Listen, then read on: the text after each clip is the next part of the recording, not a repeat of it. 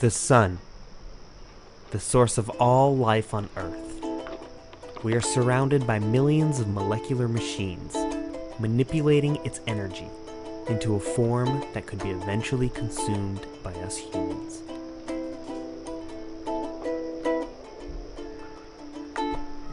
Plants. They are the backbone of all life on Earth. We depend on them to breathe, to cycle water for us to drink, and for energy and nourishment to live. We will never know all the ways in which our world is connected, so we should always strive to preserve them, not solely for the benefit of our planet, but for ourselves. After all, it is in nature's laws, not humanity's, where we find the power to feed the world. We need plants more than plants need us. They are all photoautotrophs, which means they use sunlight to feed themselves.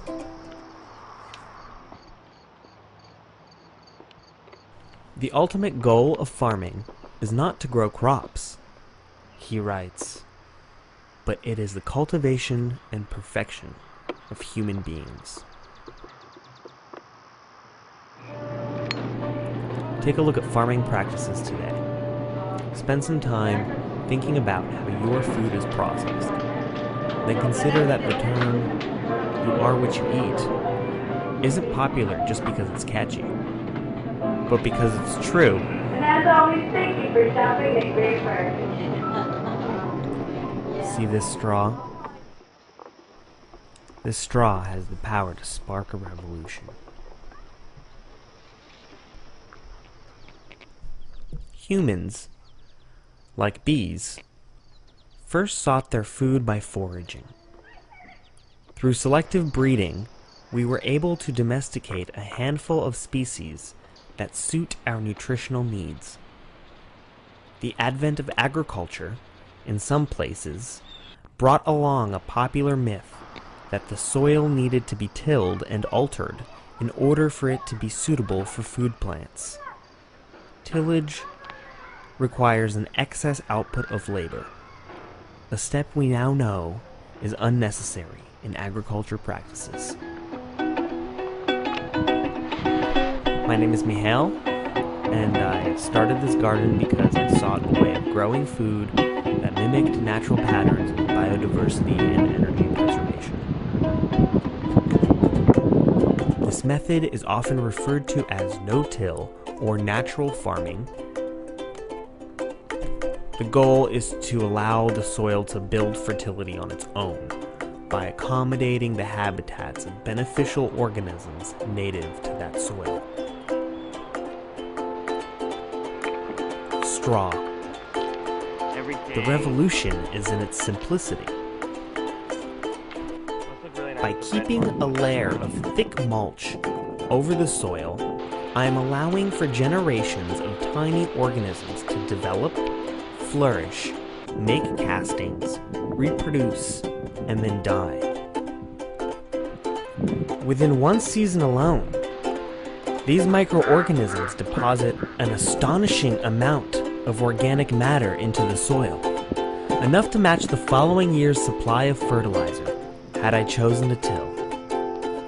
By protecting the ground from direct impact with rain, I am also preventing the compaction and erosion of soil minerals. The blanket of mulch regulates temperature, moisture, air circulation as the bottom layer decomposes, bringing even more fertility into the soil. I am also suppressing weeds. Each weed I pull out by the root will likely never come up in that spot again, as long as I choose not to till. They're best like right off the vine.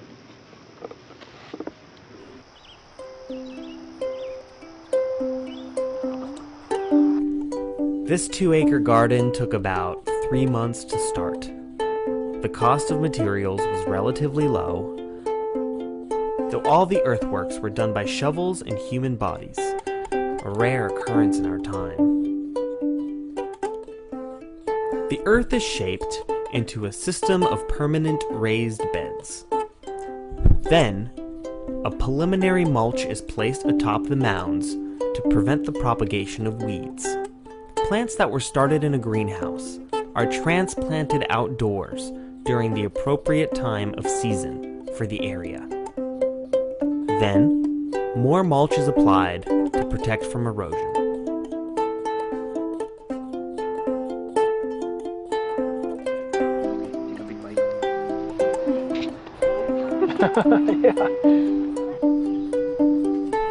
The result is an ever-increasing level of fertility with a decreasing energy output by the gardener. Plants can be allowed to die and decompose where they grew. The natural farmer's biggest responsibility is keeping up with the harvest. Permaculture is the synthesis of modern knowledge with the ancient techniques of nature.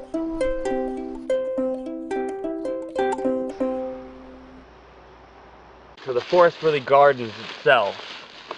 And here, when we uncover just a piece of the mulch, we see this fluffy, really fine humus.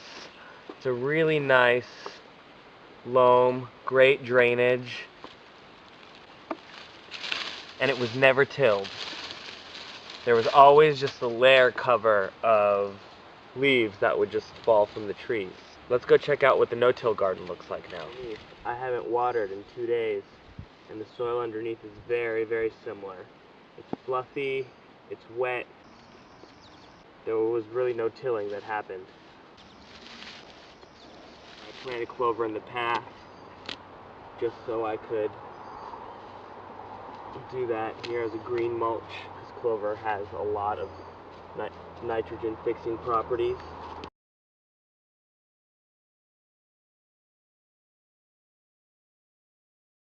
I planted clover in the path just so I could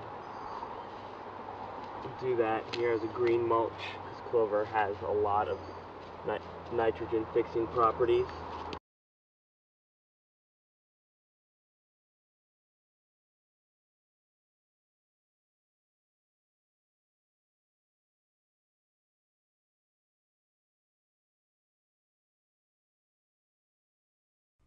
Beans, the magical fruit. The more you eat, the more you do. Consider beans magical. They belong to the Leguminosa family, which fill a very interesting ecological niche. A key feature of the root systems of legumes is their ability to fixate atmospheric nitrogen for use by other plants.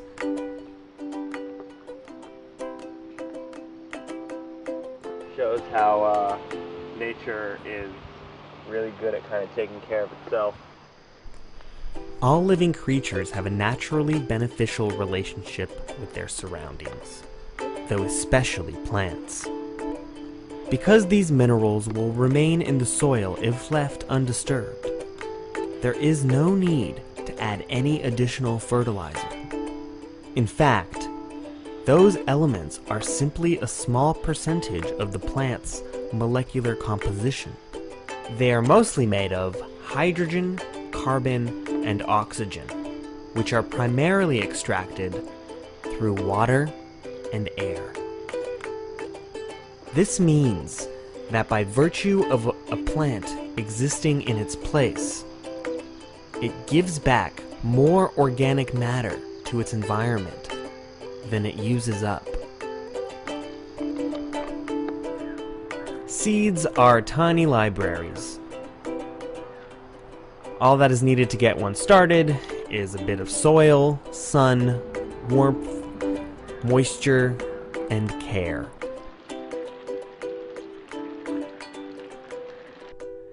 For colder climates, one might need to build a greenhouse to extend the season and enjoy some of the more popular vegetables. To save money on materials and heat, we chose to build our greenhouse against the south side of our pig pen. We also made sure that the plastic could roll up for ventilation. After seeds have sprouted, I like to alternate inside-outside for a couple of weeks before picking a place outdoors for them permanently. This helps ensure that they are well adapted to outdoor conditions. Mulch is the most valuable material in this system. However, the beauty of it is it could be anything. I like to use straw because, well, grass is abundant. Since I don't rely on composting to keep my garden fertile, all of my kitchen scraps go to the animals.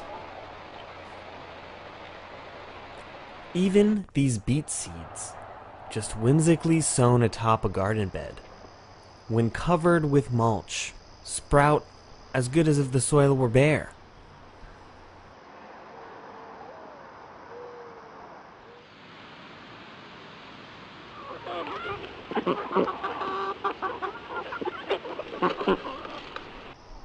Industrial farming practices strip away valuable nutrients and add them in synthetic forms. This weakens the plant's genetic integrity and only causes the need for more pesticides, more fertilizer, and more pollution. Natural farming relies on biodiversity to maintain a natural and healthy balance in the garden.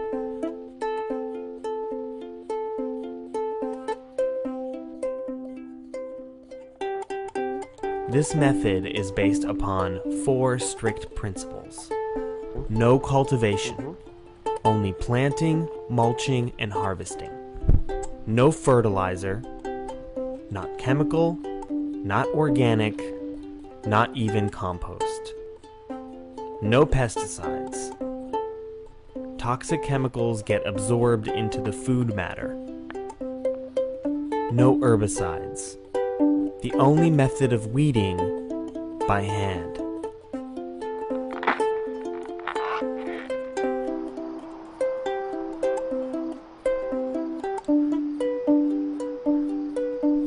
It's mid-July, and many plants here have finished their life cycle and gone to seed.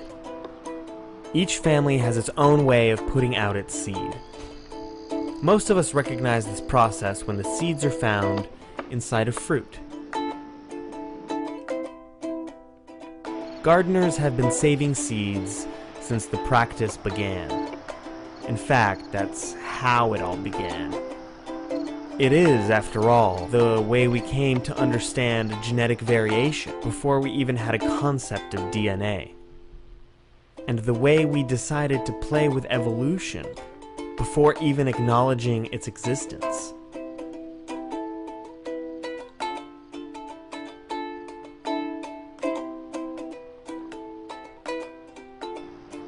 This purple flower resembling an aster is actually matured escarole, which is also related to lettuce. We are used to consuming lettuce while it's still young, though, like most food plants, eventually it will flower, pollinate, and go to seed. Though if you're timely, or if you care to catch it before the wind does, you will be able to develop varieties specific to your garden.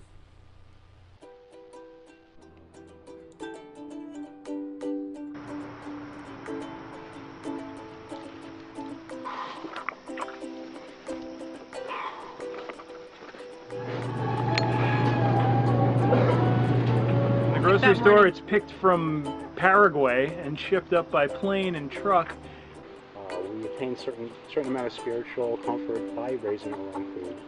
Being outside, being in the earth, seeing things grow. You cut, and the next day you can cut some more, and the next day you can cut some more, and the next day you can cut some more. String beans, tomatoes, squash, garlic, onions.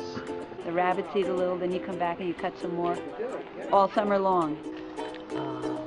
That first red tomato, I love planting tomatoes. Carrots, beets, Swiss chard, kale. Swiss chard cooked in rice is the best, and it's almost a staple. We're just enjoying getting these bundles of fresh vegetables. and I can't wait to cook this up and eat it. What is so nice about saving your own seeds is that Not having to rely on corporate America for my food. Treat nature right. The food's abundant. you are regenerating it all by yourself. That comes from through the ages as it's been changed by nature.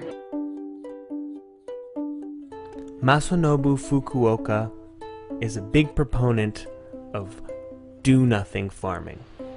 My own experience and intuition tell me that he's onto something. The more people do, the more problems arise. The increasing isolation of nature, the exhaustion of resources, the uneasiness and disintegration of the human spirit. Everything mulch. So all have been brought about by humanity's trying to accomplish something.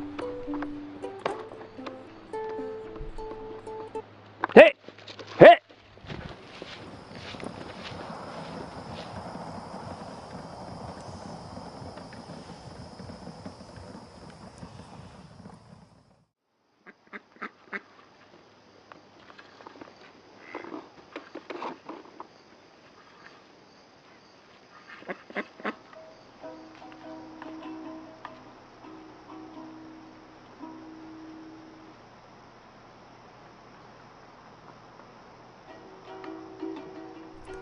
Originally, there was no reason to progress, and nothing that had to be done. We have come to the point at which there is no other way than to bring about a movement, a revolution, not to bring about anything at all. Therefore, to save the world, just do nothing. Just leave nature alone.